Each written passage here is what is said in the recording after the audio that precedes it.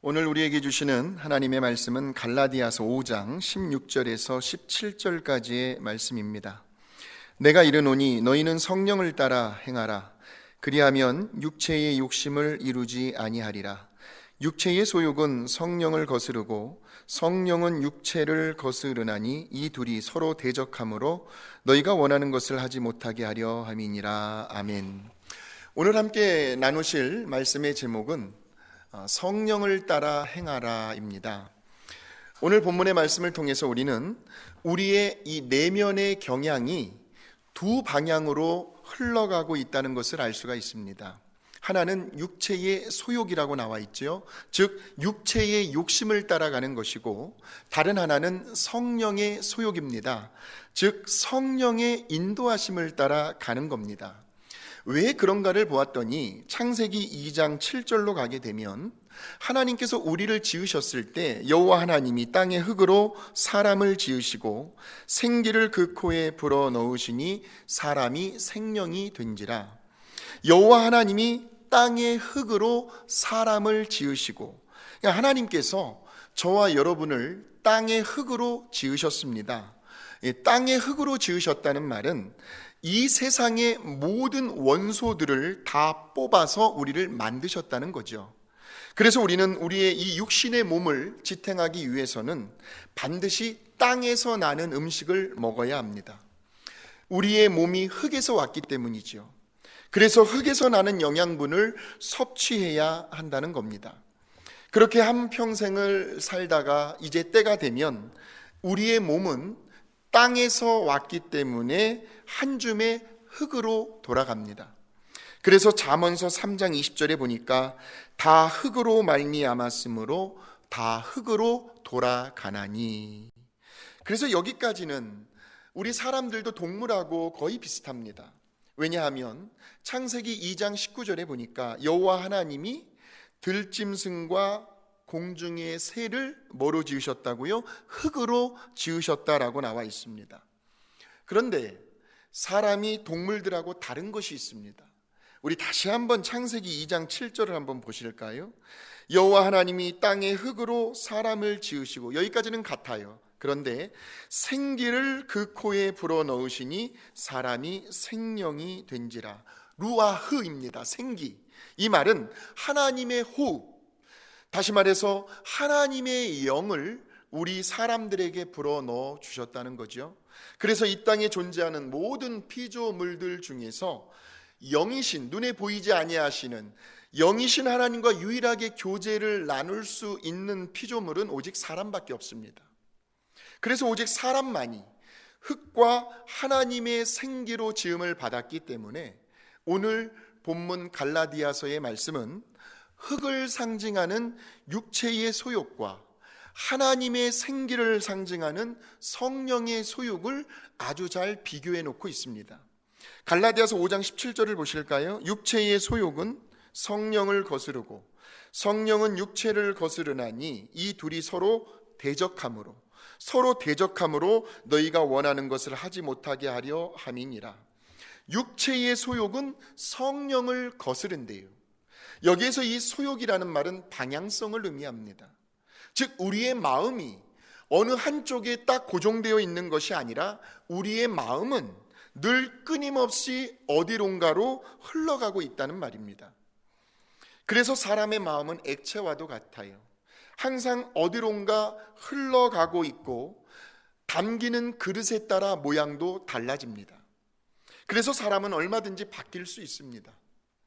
그 방향이 좋은 쪽이든 나쁜 쪽이든 언제 어느 때 어떻게 변할지 모르는 것이 바로 사람의 마음입니다.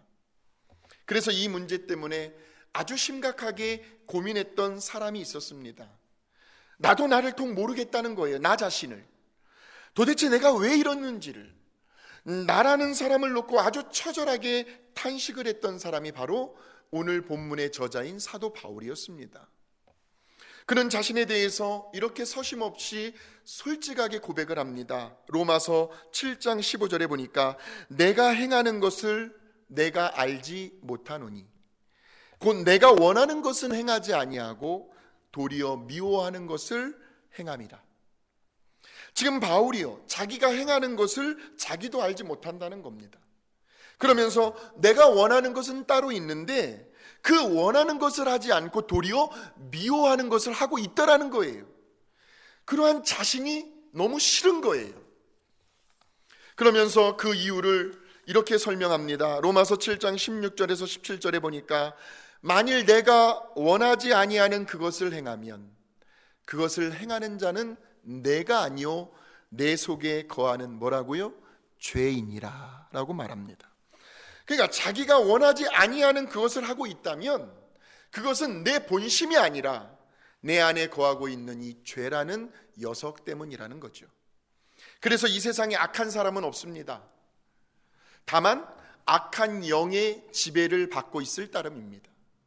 그러니까 지금 사도 바울의 마음속에는 두 가지의 법이 함께 공존하고 있는데 하나는 생명의 성령의 법이고 다른 하나는 죄와 사망의 법이 자기 안에 함께 공존하고 있다는 겁니다.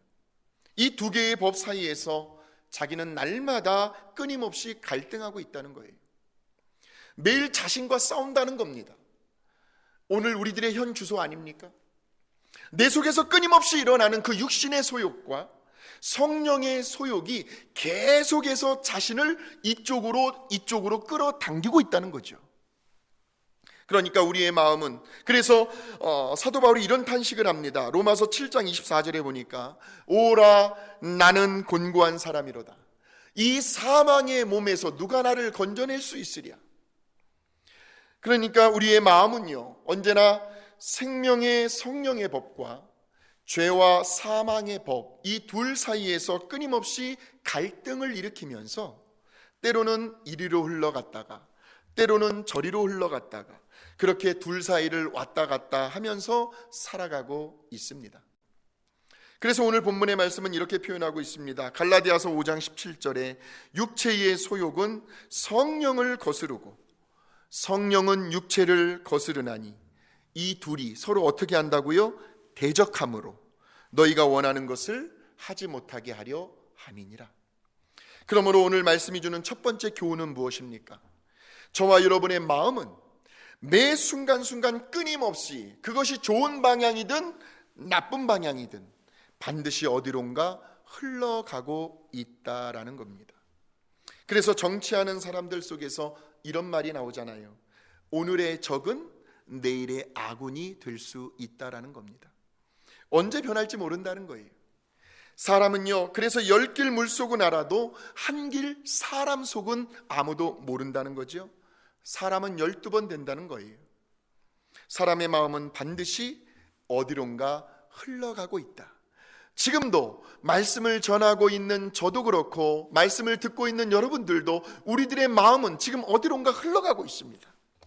두 번째로 우리가 기억해야 할 것은 그렇게 어디론가 흘러가는 우리의 마음은 반드시 외부에서 오는 어떤 자극과 영향에 따라 움직이고 있다라는 겁니다.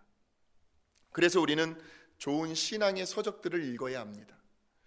말씀을 묵상해야 합니다. 성경을 소리내어 읽는 것도 좋은 방법 중에 하나입니다. 소리내어 읽다 보면 하나님께서요, 말씀 자체의 은혜도 주시지만 그 말씀을 소리내어 읽는 우리들의 뇌의 활동이 활발해집니다. 치매가 없어집니다. 기억력이 좋아집니다. 그리고 믿음의 좋은 사람들을 만나서 교제해야 합니다. 좋은 영화, 건전한 드라마들을 자주 보고 경치가 아름답고 환경이 좋은 자연을 많이 접해야 합니다. 저는 가슴이 답답할 때면 주로 비치를 찾습니다. 그 넓은 태평양 바다를 바라보고 있으면 그렇게 가슴이 뻥하고 뚫리는 것까지 시원할 수가 없습니다. 그리고 무엇보다도 성경적으로, 신학적으로, 복음적으로 잘 준비가 되어 있는 좋은 목회자를 만나야 합니다. 특히 이 말세 지말에는 정말 주의 종을 잘 만나야 합니다. 그래야 우리의 마음이 좋은 방향으로 흘러갈 수가 있습니다. 그래서 예배가 중요해요.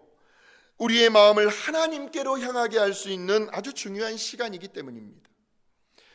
거룩한 하나님의 이름을 찬송하고 작사, 작곡자의 신앙 간증이 담긴 찬양을 부를 때에 또한 하나님께 대화를 하듯이 속사정을 다 털어놓고 간절히 기도를 드릴 때에, 그리고 우리의 영혼의 양식이 되며 우리의 믿음을 쑥쑥 자라나게 해주는 설교 말씀을 들을 때 우리도 모르는 사이에 우리의 마음이 어디를 향해 흘러가고 있을까요?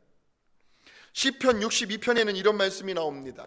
나의 영혼이 잠잠히 하나님만 바라며 나의 구원이 그에게서 나오는도다.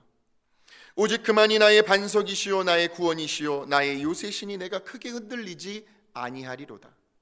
나의 영혼아 잠잠히 하나님만 바라라. 물은 나의 소망이 그로부터 나오는도다. 나의 구원과 영광이 하나님께 있으며 내 힘의 반석과 피난처도 하나님께 있도다. 백성들아 시시로 그를 의지하고 그의 앞에 마음을 토하라. 하나님은 우리의 피난처시로다. 우리의 마음이 하나님을 향해 흘러가고 있는 겁니다. 하나님께로부터 영향을 받고 있는 겁니다. 그래서 자리가 중요합니다. 내가 어떤 모임에 가느냐, 어떤 자리에 있느냐에 따라서 우리의 마음은 반드시 거기에서 어떤 영향을 받게 되어 있습니다. 그래서 가급적이면요, 부정적인 자리, 내 영혼을 병들게 하는 자리는 피하십시오. 매사에 삐딱한 사람, 자기 마음에 안 든다고 남을 헐뜯고 남을 비난하고 비판하는 사람들을 멀리 하십시오. 왜요? 그 사람 옆에서 자꾸 듣고 있으면요, 사람은요 계속 듣다 보면 정말 그런가? 정말 그런가? 하고 그리로 내 마음이 흘러가기 때문에 그렇습니다. 그리고 마음이 어두워집니다. 기분이 별로 좋지가 않습니다. 제가 알고 존경하는 어떤 목사님은 절대로 그 누구도 자기 앞에서만큼은 누군가를 안 좋게 폄하한다든가 그 사람에 대해서 부정적인 이야기를 꺼내려고 하면 아예 말을 못하게 막아버립니다. 설령 그것이 사실이라 할지라도 가능한 듣지 않으려고 합니다. 그러니까 교인들이요, 처음에는 목사님이 자기 말 안 들어준다고 섭섭하고 그렇게 서운할 수가 없었어요. 그런데 시간이 지나면 지날수록 자연스럽게 그러한 목사님의 성품을 알게 되니까 교인들이 그 목사님 앞에서는 아예 다른 사람들의 흉이라든지 부정적인 이야기는 꺼내지도 않는다는 겁니다.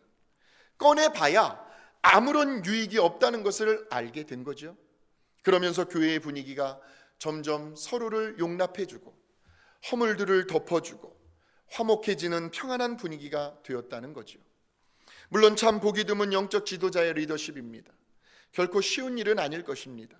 왜냐하면 보편적으로 누구나 할 것 없이 사람들의 심성은요, 그 죄로 오염된 본성 때문에 언제나 나쁜 것, 잘못된 것, 약점과 단점과 허물, 부정적인 것들을 생각하고 들추어내고 말하는 것을 더 좋아하고 즐긴다는 겁니다.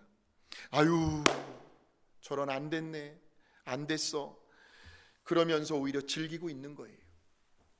누군가를 도마 위에 올려놓고 그 사람에 대해서 이러쿵 저러쿵 이야기하는 것이 그렇게 재미있을 수가 없습니다. 물론 자기 없을 때에는 자기도 똑같이 그 도마의 주인공이 될 수 있다는 사실을 알아야 합니다. 이것이 삶의 지혜입니다. 그런데 참 희한한 것은요, 언제나 그 뒤끝은 이상하게도 마음이 편치가 않다는 겁니다. 왠지 찝찝합니다. 개운치가 않습니다. 왜냐하면 내 안에서 누구도 알지 못하는, 누구도 들을 수 없는 신앙의 양심의 소리가 들려오기 때문입니다. 그러나 사랑하는 성도 여러분, 그런 나 자신을 돌아보면서, 저도 그렇습니다. 날마다 매일매일의 내 자신을 보면서 탄식할 때가 있습니다. 내가 왜 그럴까? 그러나 자기를 비하시키거나 죄책감 속에서 절망할 필요는 없습니다. 왜냐하면 그 모습은 우리들의 진정한 자아의 모습이 아니기 때문입니다. 단지 내 속에 거하고 있는, 아까 사도 바울이 고백한 것처럼 이 죄라는 녀석에게 내가 잠시 속고 있는 것뿐이기 때문입니다. 그래서 이러한 우리들의 본성과 성격과 성품을 하나님께서 너무나도 잘 알고 계시기 때문에 우리들에게 기가 막힌 선물 하나를 주셨습니다. 그것이 바로 회개의 은총입니다. 메타노니아, 잘못된 방향으로 흘러가고 있는 우리의 마음을 다시 원래의 위치대로 방향 전환하는 거죠.